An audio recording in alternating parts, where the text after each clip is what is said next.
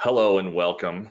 This is part of our Summer is Open series. This is actually week 7 of our 8-week series. We have an encore week that's coming next week, but unfortunately, due to some scheduling conflicts, our guests that were supposed to be here today were unfortunately unable to make it. So rather than cancel the session completely, we decided to turn this over to an Ask Me Anything about what we've talked about here in Summer is Open.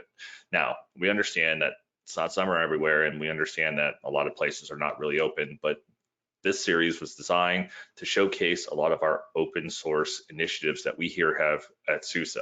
So that being said, we're going to flip this over and we're going to open up the questions. I have them up on the screen here for anyone to ask me anything about what is going on with Summer is Open, and we can take it from there. So I kind of caught the entire crowd off guard with this kind of change of format, but like I said, scheduling conflicts do happen. So I think we got our first question here, and it is, are we going to see a regular cadence with some of these projects? And the answer to that is yes. So what we've talked about before were projects like Hipper, Kuborden, Opni, Pinio, my personal favorite, Rancher Desktop. And we are working with the E&I teams right now to get them on a kind of a cadence. When there's a new release, we can bring them on, ask questions, have them show us what's new and what's released on there, and then post those videos online. So when something new comes out, you can go see, oh, I missed the live session, but I can go back and see what's going on with the latest version of a Pinio or Kuborden for that matter. So we are working on that. It's just finding the time and getting it on everyone's calendars, how this is. But it is one of our initiatives to try to do on a regular cadence with these fine folks from E&I. Well, thank you, Bryce. I appreciate it. We're trying to reach out to the community and give you guys some of the best content out there. And we wanted to make summer a little lighter. We know a lot of people are on vacation, so we thought to switch this format to be something a little less in depth, too technical, to more of, hey, did you know this existed? And even for me, myself, I knew of these projects, but I didn't get an opportunity to take a deeper dive on it. So as we were showcasing them, it was more of an informational session, right? To give us the ability to, bring these to light from the people who are actually writing these wonderful applications. All right, next question. I'm going to take that question offline. Whoever posted that one, I will take that one offline.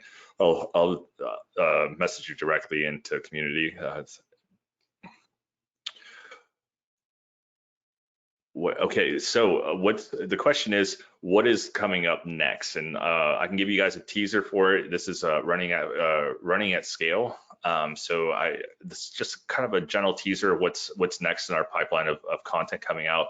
My coworker Luke, he is going to be he's actually polishing off that material right now. So I don't want to give too much away of what that is, and that'll be a couple weeks of running at scale. And what does that mean? What does that look like, right? So that being said, we wanted to make sure that you guys know it's coming, but I don't want to kind of steal his thunder when this comes out. Now, this kind of coincides with our Rancher 2.6 release, but it's not necessarily all about Rancher, so I want to make sure that you guys know that. Let's see, Hari, what do you got here? When do we see updates on RK826? That I don't know. So that's like $1 million questions internally here. So I would have to, let me get back to you on that one. I will go find that out and ask the appropriate program managers what that would look like. And next question was, do you have any plans for a certification program? So that's not in our, so I'm from community. So we have a handful of groups. The certifications are run out of our educational lab. So I don't know where that's at, but John's nice enough to jump on and say hi. And if John wants, I can bring him up and make him a presenter too, so he can answer some of these questions. But I'm going to leave that up to him. So if it's in its final stages, we should be hearing something soon about that. But I don't want to put any pressure on them or any dates if we don't know what those dates are going to look like.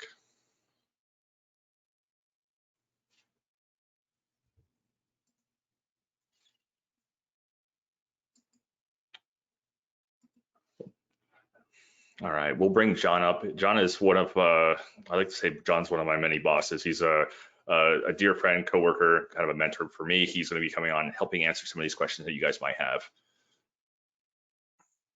Yeah, let me get my video situated. Awesome. So, hey, hello, Robert. John, welcome. Thank you, thank you.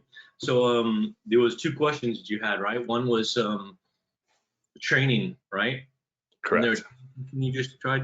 I know they're going to be updating that. It usually takes a little bit after the release because a lot of times the releases get have some last minute changes to a few things. So I know that the training team is working on that. I've seen the syllabus for it, so I know it's coming. And there's been a significant amount of change in 2.6. So I know they're going to be adding some certifications coming up really quickly. If you did get a Ranger certification, there is that opportunity to transition that at least to the 2.5 certification as well. You can ping me offline and I can help you with that. Awesome. That's Hari Fernando who had that question there. There's also one around 2.6, Robert? Yes, there was, when will we see updates around RKE 2.6? Well, so RKE is focused on the distribution, right? So it's the Kubernetes distribution aspect of it, and that's continually updated. As new releases come out, they'll update RKE to support the new Kubernetes releases.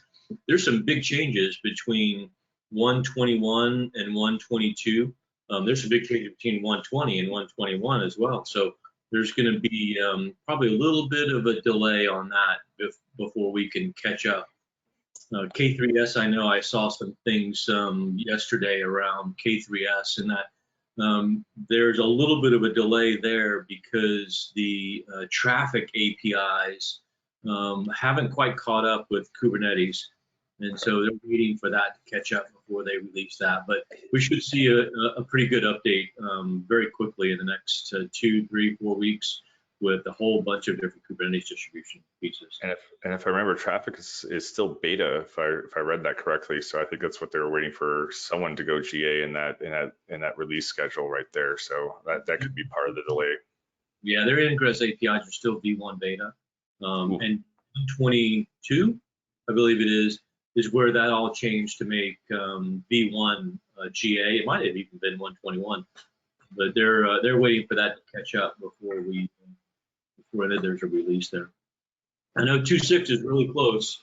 They're still working on putting the final polish on 2.6. There's a lot of changes in 2.6. So Rancher 2.6, the multi-cluster management tool, is coming pretty quickly. So I think we are.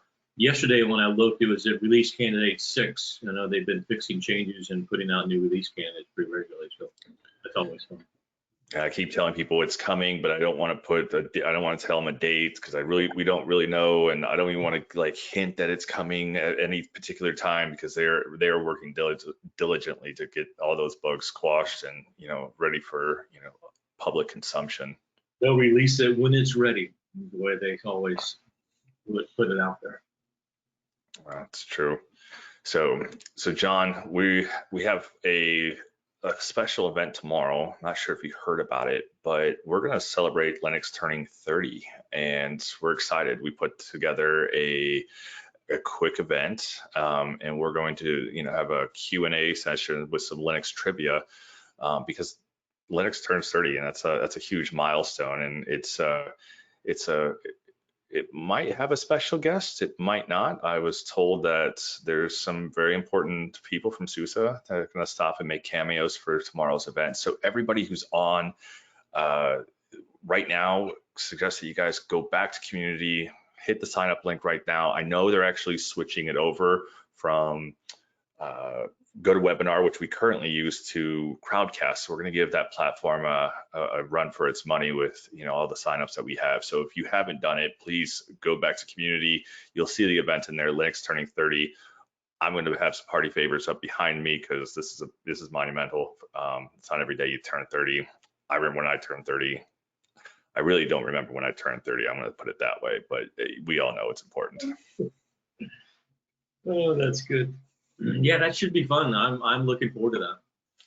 As we were pulling together the questions, it was kind of like I was testing my own knowledge of it. I was like, I didn't even know this. And so we're, some of the team here at community is pulling together all these questions that we're going to have.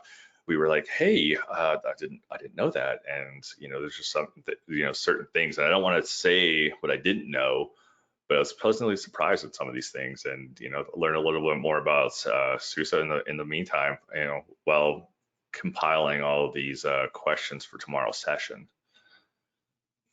Well, I've had the privilege of meeting Linus in person, and working with a lot of the other maintainers around the kernel, in roles that I've had over the years. So this is an exciting milestone. I mean, this is a big deal. It's come a long way since I first started using Slackware back in 94, 93, somewhere in that neighborhood, on floppy disks in an IBM x86 box that didn't even have a hard drive. It was a 5 1/4 drives. Remember those? Like 2 5 1/4 drives. I had to keep going back and forth. And I remember Perfect was on that too. And so in order to use WordPerfect, you'd put a floppy disk in, do some work, then you have to swap them out and do some more work. So, dating myself.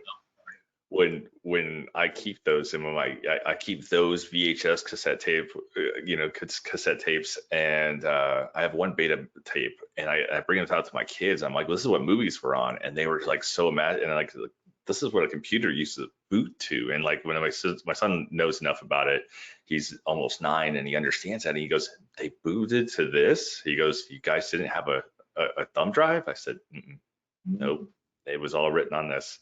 And it was just like that foreign look. And downstairs in my house, we actually have a rotary phone that I've been moving from house to house. My wife's like, what are you doing with this? I'm like, one day they need to see it, and just ask them to use it. I don't think my kids would be able to figure it out, but it's just funny to watch that.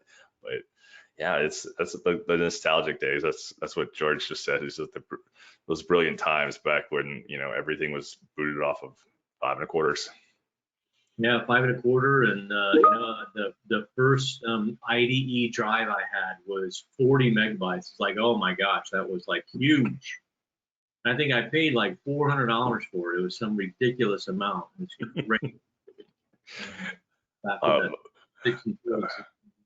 Just remember Oregon Trail, guys. Remember Oregon Trail was like that was my first video game, and I just was ecstatic to have it. And I don't know what my parents paid for it, but I was like, I had Oregon Trail, and I thought it was the best thing ever. But it took 5 or 6 discs to load up and run, but it was just amazing to play. Yeah, right. I mean, back in the Novell days, it was the floppy disk, 3.5-inch floppy disk, and we had a stack. When you buy Novell, you would get a stack of 3.5-inch, 3.5 of those floppies, and putting them in. All right. So we got a message from CK. I want to put that in chat for everybody. It's basically where you can sign up for tomorrow, and she is confirming that our CEO, Melissa DiDonato, is going to be there. She's making a cameo, so I'm excited. I'm a little nervous, to be perfectly honest with you, but she's going to make a cameo at this event. And we're going to ask her some questions. We're going to test her on her Linux knowledge, see how well she does. You do realize she was a developer back in the day. I do. Like, there's people, everyone was a developer back in the day, but let's see if she remembers. Like I said, there's things I didn't know, and I developed today. I was like, wow, I should have known this. I'm embarrassed of myself. That'll be fun. I'm looking forward to that. And with all the people that I've seen that are going to be joining us, it should be a really good time. Cloud native floppy disk? No, let's not and say we did. Let's not and say we did. This is like, it's. Hey, now I'll date myself. I used to play Leisure Suit Larry, and that was a floppy disk game too. Now it did move to CD-ROM, I think, at one point, but yeah. And I actually did work on a TRS-80. I had a nice little cassette player that was my hard drive. Yeah, plugged it in. That's great. I have an 8-track, but I haven't found I didn't save a cassette tape for my kids yet, but I have an 8-track of the Bee Gees, and I'm saving, like, it's just this weird nostalgia, just trying to go, hey guys, this is what I have the pager I had back when I was a kid. Like, you didn't have a cell phone, you had a pager, and that's how your friends got a hold of you. I've moved Paging. times to keep that stuff. Now I do keep my VHS tapes. I do have some. I have Fletch on VHS. And so, and then there was a good series that 1,000 Ways to Die. So I have that on VHS as well. That is a good series. And yes, Chris, you're right. Doom was one of the best games back in the day off of floppy disk, and I think, it's even to this day, I will play that with my kids and school them and every aspect of it on their switches, because that's a very nostalgic game. Hey, Unixware, and even somebody mentioned Unixware. Yeah, that was a big one too. All the Novell stuff and Unixware, and yeah, nostalgia. We're going. We should sell it. We should stop the nostalgia now and save it for tomorrow, because tomorrow is gonna be a very nostalgic day for all of us. So I think we're gonna be, I'm gonna try not to cry. I get emotional sometimes. John knows this. I missed, I'm sorry, I've been really busy doing a whole bunch of things, and so I had an opportunity to jump on here. I figured, hey, let me jump on here and see what's going on. I missed what was going on last week. What did you do last week? So last week was a Pinio, and we had Demetrius and Andrew on, and we saw that it's still early stages. It's an exciting project, because it fills that CF push experience that we lost when we went from Cloud Foundry to Kubernetes, right? And that Opinio is really putting, and I don't want to say opinionated, but is putting a solid structure and making a developer experience with Kubernetes even better. And so Opinio, combined with hopefully soon Rancher Desktop, is really going to up the game for developers when they're developing cloud native applications. So last week was a good one around Opinio. This week was supposed to be OpenSUSE, but unfortunately, we had schedule conflicts all over the place, and I don't know if it had something to do with Linux's turning 30 or not, but we talked to the gentleman last week when they canceled on us, and we said, hey, well, we're going to reschedule this, and we're going to do it right, and we're going to put a little more meat to it beyond just a summer is open week session. Now, speaking of OpenSUSE, it's been around for quite a while in various iterations, and I think like 1992, we've had a SUSE Linux variation of some sort in the open source space. So we did. It was we're one of the still surviving original distributions, which I learned. I didn't know that. That's a big thing. That should show us our staying power. And if you look at the history of SUSE and how that's changed on what it was based on, the original one was based on Slackware, and it's kind of evolved from that to what we see today with OpenSUSE, Leap, and Tumbleweed. And we just once again converged back with SUSE Linux Enterprise too. So it's easy for developers to get started in OpenSUSE Leap, and then when they're ready to go to production, they can easily jump over to SUSE Linux Enterprise. And apparently it's very simple. I haven't done it personally myself, but apparently it's pretty straightforward to do. It's on my list. We picked up that extra session next week for Cloud Native or Rust Cloud Native, and that's a very exciting topic. And John knows this. I've been spending way too much time writing Rust lately. When I first looked at Rust, it was not ready for prime time a few years ago. It's come full circle, and it has met and exceeded a developer's needs. And so getting started with Rust is easier than ever, which means that writing bad Rust code is harder than ever. So I'm excited about that session for next week as well. So if you guys can make it, we should suggest that you guys come. There won't be a challenge, because we're going to save the challenges for a deeper session around Rust that we're planning out. So it's going to be just a lightweight information session next week, but is going to set the stage for us, learning a lot more about what's going on in that community as well. Now, as part of the Summer's Open, you also talked about Opti, didn't you? Did you talk about Opti doing that?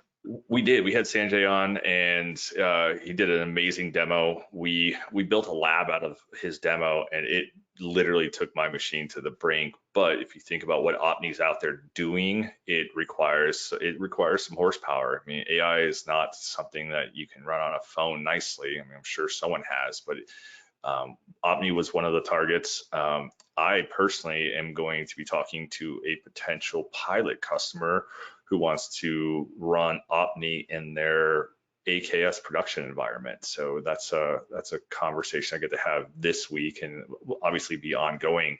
So the Opti project is, I learned about it, and now, people have reached out and said, hey, we want to actually pilot this and see, run it in production with our current workloads in AKS if it's possible. So that's exciting for the Opti team as well, because they're going to help provide some, valuable feedback of that tool.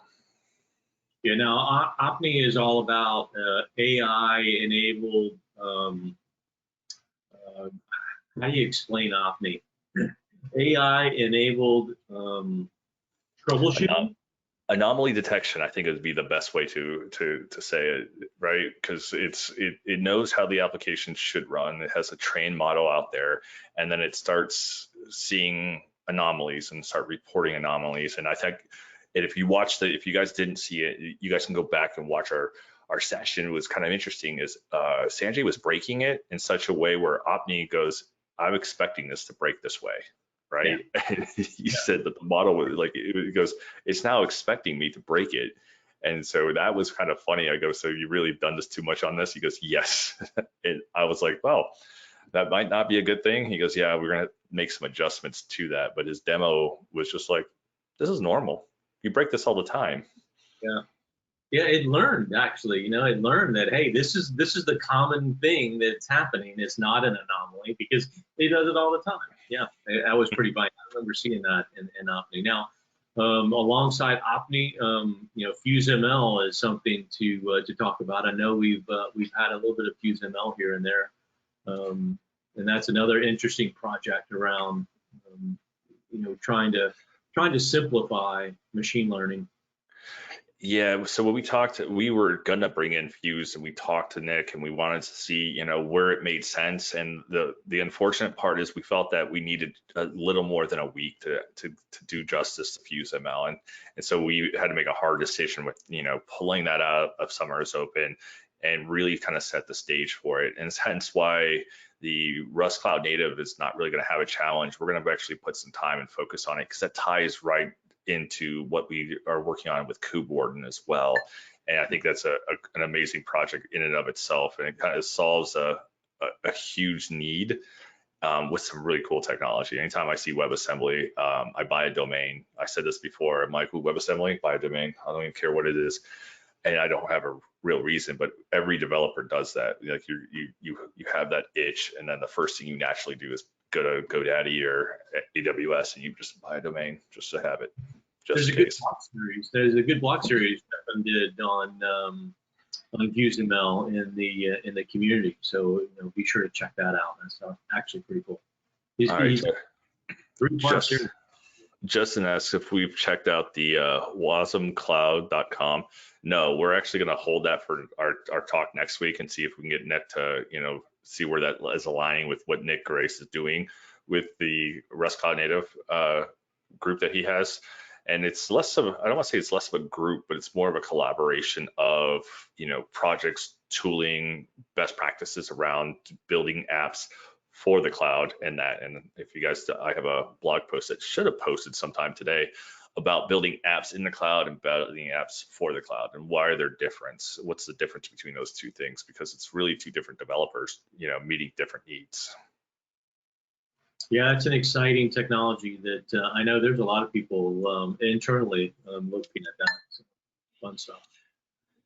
Yeah, so it's a nice WIT blog from a PhD. Oh, cool. Awesome.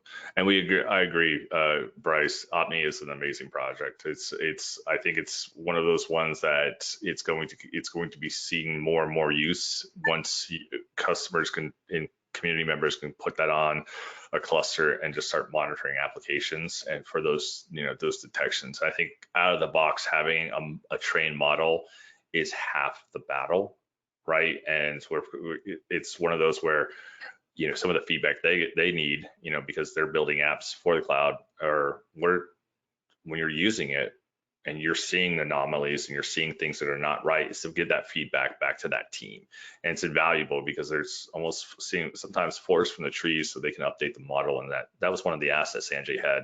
So if you guys are using Opni and you guys have feedback or you guys have suggestions, go to the GitHub page and log that in there, because those guys, that feedback is invaluable for them, because it helps them obviously make the project better, but it also makes it better for everybody else who might have that same issue or need, or notice that this is really not an anomaly, this is normal, and we should be looking out for that as well. Now, in a community, we actually have, through summer is open, and I don't think we didn't really announce it, but we did bring on a new group, or topic for that matter, is Edge. And so we're starting to see an uptick in people, and this is beyond, I want to say it's beyond just putting K3S on Raspberry Pis, right? And I think it's, everyone goes, oh, we've all done it, I did it years ago. But we're putting a lot of focus around what is Edge, what are we considering, what that is in not just in the community but in the industry. So that is having a big marketing push from our side of, where are we playing in that Edge space. So if it's not your data center and it's not a hyperscaler, it's going to be Edge to us. And so you're seeing some videos come through. I think Network Chuck had a really good contest that he ran, and we linked the video there, and he's running K3S on a Raspberry Pi cluster as well. And he's using, I think he's using like SUSE Micro. I gotta double check. Is it Sleep Micro? I gotta see what he used for an operating system. I know mine still run Ubuntu. I just haven't switched them over yet, but it's on my list. It's right next to hanging up the pictures behind me for my wife. It's on that list of getting that done as well. Yeah, there's some, running K3S on Ubuntu on the Raspberry Pi, I know requires a little bit of tweaking. I know there was a comment in the community about not being able to install it. It wasn't running correctly, it kept exiting. And I know that C groups has to be enabled there. Now, if you used Sleep Micro, or you used even SUSE Linux Enterprise on the Raspberry Pi, it's ready to go. It installs perfectly. We've got some examples in the SUSE at home GitHub. There's a github.com/SUSE/SUSE-at-home. And there's some examples there on how to set up K3S on the Raspberry Pi. And we've got a Pi-hole set up. We've got a few others there. It's all fun stuff. But what's really fun about Edge is that the platforms are changing dramatically when it comes to Edge. There's people that have all of these stores and stuff that run Edge computing type scenarios on Kubernetes, and they're managed by Rancher remotely. And so they can just ship out a new Kubernetes cluster to them, and all I got to do is power it on, and then it pops into Rancher, the Rancher UI, and now they can manage everything about it. And so they have some interesting Edge strategies, even as simple as that, that are out there, and then even more complex stuff too. And before I came to SUSE, I did a lot of work in the consulting space. I was a partner, and that was a huge. Hold on, John, real quick. Malcolm asked if you can post that link in the Edge topic of that GitHub channel, if you don't mind. Yeah, sure. Awesome. Where can I post that? We actually have a specific topic for it. So if you go to community.suse.com, select topics on the left-hand side, and should be Edge, four down. Absolutely. And there's, and it's funny, one of the industries that has been doing edge, and they don't really call it edge, it's something they just use it because of how they're structured, is the telco industry. You know, the Mhm. telco is huge in edge. Think about it. All of your cell towers, I mean, those are technically edge devices, right? Because Yep. when we connect to it, we're the last thing in there. And so that's right on the edge of their massive network. That's one big example that we've done a lot of work in, is in the telco space. So when I was talking about customers before, one of the things I used to see is how can I manage? I need Kubernetes on a few servers running in this location, that location, and that compelling story of leveraging Rancher to do that management. It's like all you have to do. You don't need a technician out there. Ship the cluster out, let them plug it in, and the remote operator can do all that administration remotely without having to fly them out. And in a time of COVID, that's almost invaluable for customers to use. We have a question here. Does SUSE at Raspberry Pi support audio output? Igor, I got to get back to you on that one. I don't remember off the top of my head, so we're gonna take that one as a takeaway. So let me flag that one for you. There's stuff that you can do there. It's not native, but there's some workarounds. I haven't ever done it, but I know that possibility exists because I've seen it in the kernel. Awesome. Any more questions? We got summer is open. We got John, myself here. Okay. Will there be cake tomorrow? I can't confirm. I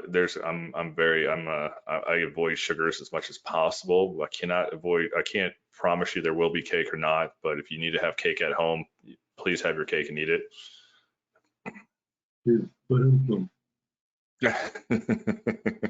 It's a bad pun. I'm just reading off the list here. All right. For some reason, the community site doesn't like my URL.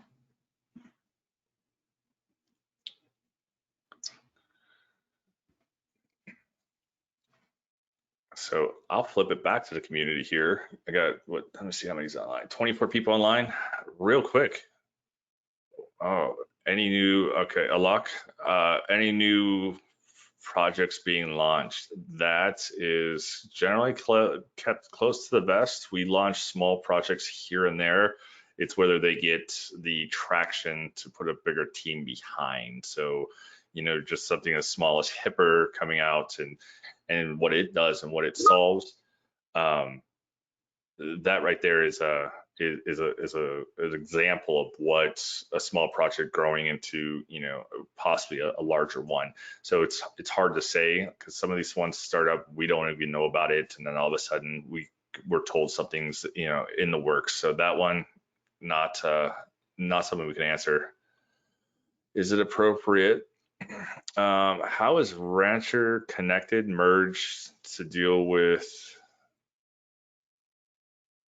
What's the deal between them? Rancher connected merge. Okay, Rohit, if you could kind of unpack that question a little bit. Oh, with SUSE? Right now, it's a focus of making sure everything is compatible from one side to the other. So as there shouldn't have been a compatibility issue, it's just making sure that we're obviously our operating systems are compatible with the installation. There's not any large hiccups with that. So I don't think there's any current issues with compatibility.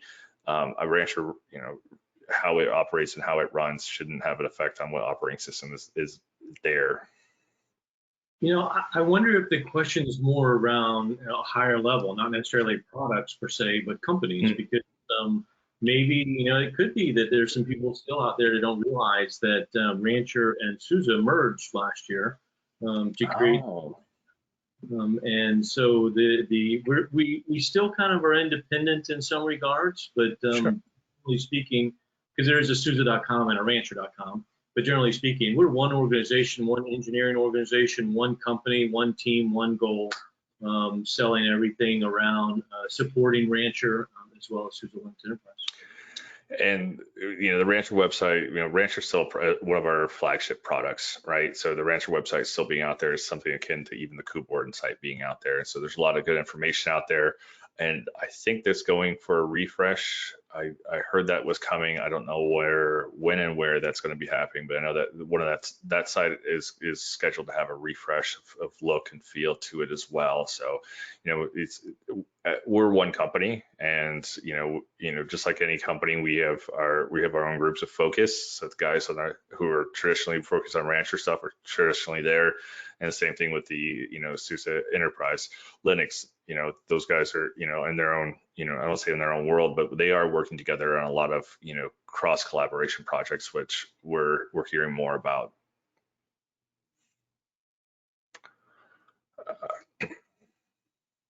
Yeah, hopefully that answers that question. Oh, so Simon here. So when will Rancher staff start using SUSE Linux / OpenSUSE instead of Ubuntu? Ooh, that is a good question. I'm going to leave it up to each individual engineer and their preference. It's not really being open if we kind of have mandates. Now, that being said, we have a lot of engineers who are on the Rancher side who have been teaching me the tips and tricks of OpenSUSE versus Ubuntu. I was a big Ubuntu fan before coming over here. So that being said, they are using it. There's just pockets here and there, but again, we're an open source company, and so there's very little mandates like that saying, "Oh, you have to use this." They're naturally starting to adopt it, and we're seeing that time and time again with their developer workstations, with some of the underlying operating systems as well. Now remember Rancher 2.6 does use the SUSE Linux Enterprise BCI, so the base container image for all the images, all the containers on Rancher 2.6 is now going to be SUSE Linux Enterprise. I didn't know that was public information. I didn't want to say it. I was just like, oh yeah, man, it's all open source. You can go out there and look and see exactly what's coming. So okay, all good. And we'll see some more integration on in the SUSE side too. I mean, I know there's some work around the software center and adding that in, and a few other things here and there. So yeah, the integration is happening on the engineering side. I know there's a lot of Rancher engineers that are using SUSE as their desktop, and just so they can learn the RPM way versus the apt way. So that is happening. And yeah, the base container image of Sleep 15 is out there. And I know Harvester is doing some work around Sleep 15 and also OpenSUSE. So the open source side will probably will have some OpenSUSE components in it.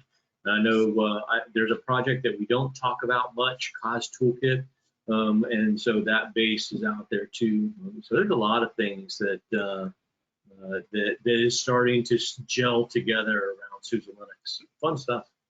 We asked Sheng Yang because he mentioned that the K3OS is going away, and we wanted to know what it was going to, and it's yet to be decided. So I know that they're working together with the Linux teams and what this is going to look like. We just don't have a word on what it's going to be just yet. I'm hoping to find out soon, and to see what that roadmap looks like going forward. I'm excited to see what that is. I'm a Harvester fanboy.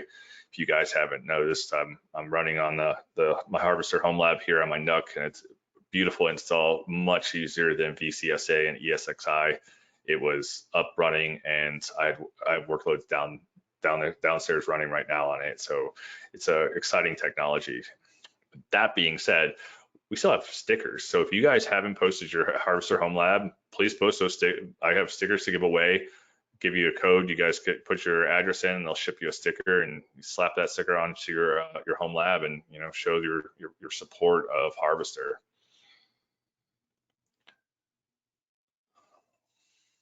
All right. Any more questions? You guys got us. We're here. Back to the Edge topic, since I'm writing a little quick article in Edge. One of the interesting things around Edge. I worked in IoT before this. I worked at Canonical before that. So I have a Ubuntu background too. But there was a lot of work from the ARM perspective around low power devices at the edge. And there's some really cool things coming out of the ARM space around edge and low power devices. There's some projects that are happening there that the new CPUs that are coming out and the AMD CPUs that are coming out as well, on the Intel side of things. There's some really cool stuff that's happening in edge right now, and that's an exciting and fun topic to dive into if anybody's interested. Embedded ARM is the key there. Yeah, and I think ARM getting a good shot in the arm from Apple Silicon right now, and I think that kind of, everyone's like, why would I do this on ARM? And you realize that, Apple's putting, their money where their mouth is, and, they're putting a big focus on that. And I think other players in the industry have said, hey, we have to accept ARM a little more with open arms, just beyond the AMD platform. Yeah, and the ARM stuff, the big thing there is that, the low power and you still get the same kind of power out of it from a CPU point of view, while consuming a little bit less energy. And we'll see that more and more. And we're starting to see more and more mainstream devices that are running ARM and running Linux on ARM. So it's exciting times for sure. All right, I'm gonna go find this for you, Justin. I'm gonna put this in the chat so you can see it. You should see it right here.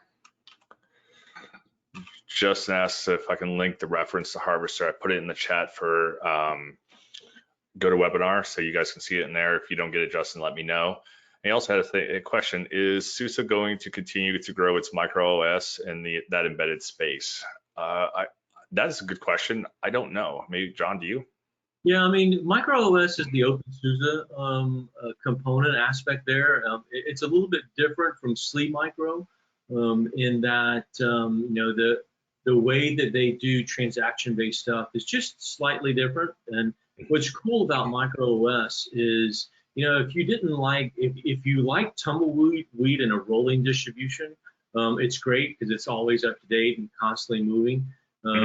Where micro OS excels is in having that immutable desktop. So where I see a lot of people using that, and I don't know, Malcolm may even be doing it too, but there's a lot of people that use micro OS as their desktop from an OpenSUSE point of view, because now they can make changes to it, and because it's a read-only file system, it doesn't mess anything up. They can do whatever they want and still, reboot and it comes back to the way it was before, type of thing. And so micro OS is pretty cool in that regard.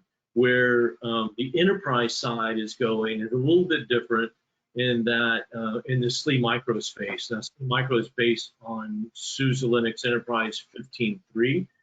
It's in beta right now. The 5.1 is in beta, but it operates just slightly differently than micro OS in that it's built more for edge, number one, embedded, number two, but also cloud infrastructure as well. It's meant to be a container operating system, and I think a lot of that around micro OS is kind of moving in the same direction, but they have a little bit different.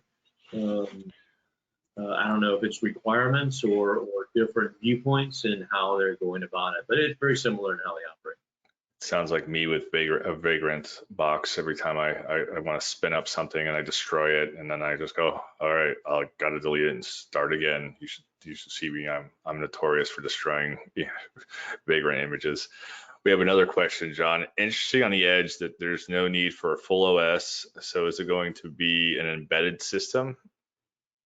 Yeah, we're seeing, being in the IoT space, one of the big things there is they need something that's robust, number one, so, a good solid operating system, but they also need something that can handle harsh environments, because where we see the industry IoT and the other current edge deployments, they're in pretty harsh environments. And I worked for another company a while back that we had built some sensors for some edge devices that were used in Canadian oil fields.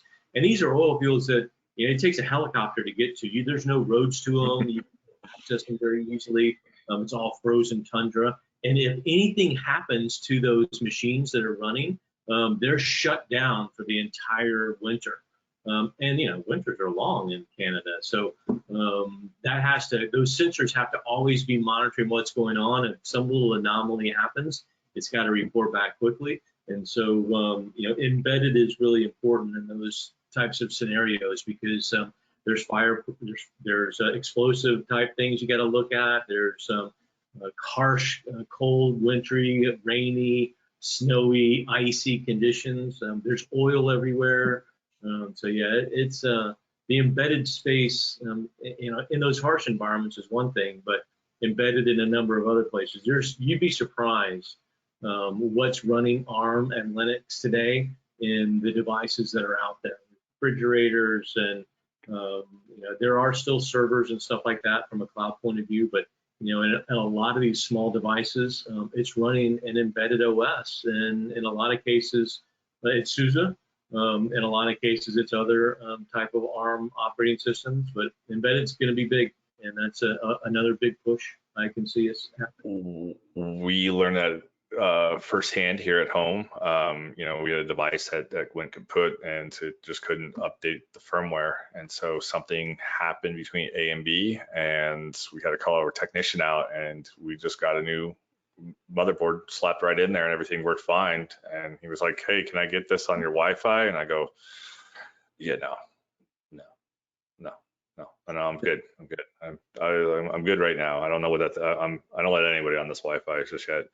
We do have another question, John. It says, since you previously worked at Canonical, is it easy to compare IoT core and micro OS functionality? I really like the idea that this box will automatically roll back failed software updates at the edge.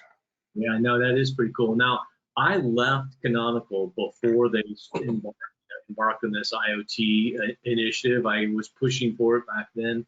I actually worked in the developer community there and built that, and then also worked in the on Ubuntu phone, surprisingly enough, in recruiting developers and the touch phone, the Ubuntu Touch. Yeah, Ubuntu Touch. Yeah, and that was a tough one, just because the phone market is actually it's hard, very hard, as Mark Shuttleworth figured out. But I can't compare the two because I don't know much about the IoT core. But one of the key things is that the rollback functionality, when you do an update, in a regular SUSE Linux environment, it's not so easy to roll back a kernel update or something like that. It requires reboots and things like that. Whereas when you're doing container things, and it's super simple to use like an immutable OS and push those back.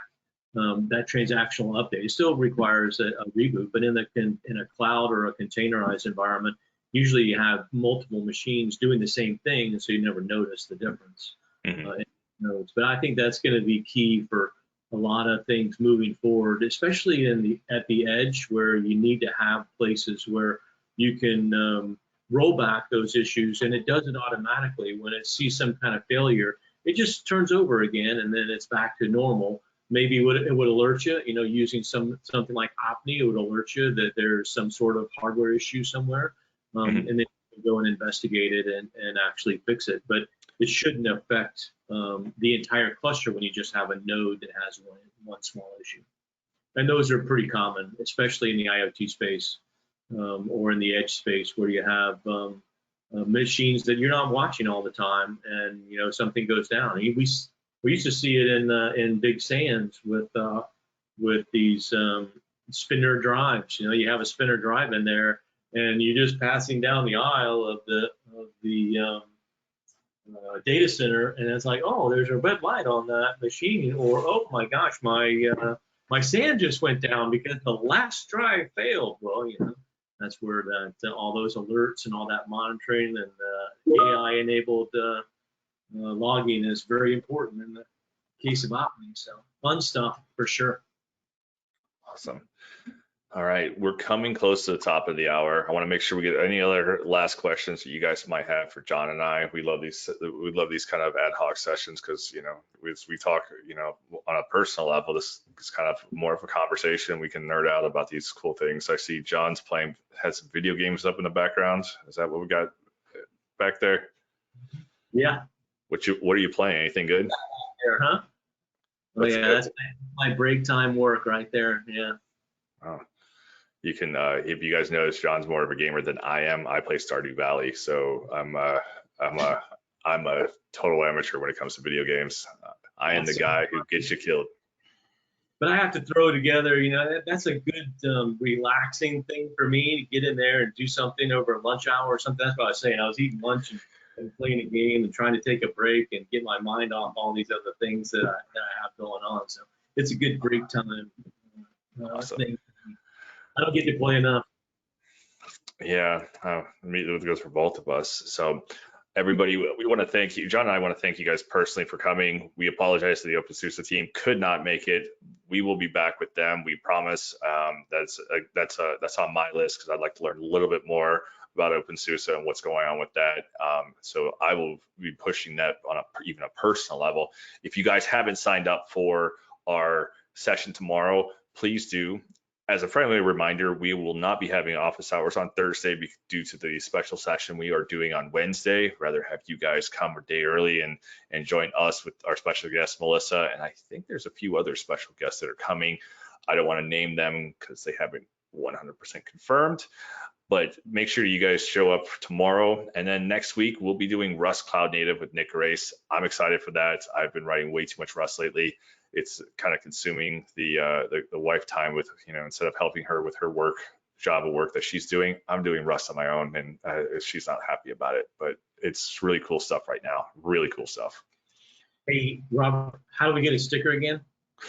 You can post a picture of your Harvester Home Lab on Community, and I put the link into the chat, and I'm going to actually promote this link itself in the general chat so people can see it. Just go to general, you'll see me, you know, kind of bubble it up to the top so people can see it's one of the top links there.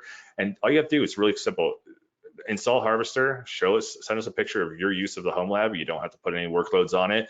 I'll send you a code. You go to the website, put in your information. They send you a sticker. I don't even know. We don't even see your address. I just send you a special code. You do the rest, and they'll send you a sticker for that. So it's really cool.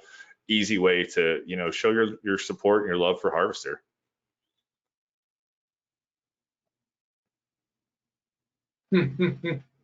Custom VR distribution. Oh, that'd be awesome. Oh yeah, Java, yes. Again, Rohit, real quick, developing for the cloud, in the cloud. I got a post coming out about it. You guys, you know, those are two different use cases, and I've been in the cloud for a while, and now I'm starting to work on things that are for the cloud, which is a lot different. So more to come on that topic. But do we have any more questions? Hey, this is a good time. Thanks for inviting me on. Oh no, John, I love talking to you. We should do this. We should do this like office hours. Like just make it like this, just more of a casual conversation. A beer and talk Linux. Open. Oh, happy hour, Linux happy hour, maybe. There might be. I might have to bring a bottle of champagne tomorrow to celebrate Linux turning 30. I might. Awesome. Okay. Awesome. All right, guys. We want to thank you again. This is a great time. And we'll see you guys in the community. Don't forget, tomorrow's Linux's birthday. Next week, we're doing Rust Cloud Native with Nick Grace, and no office hours this week. Okay? Thanks, everybody.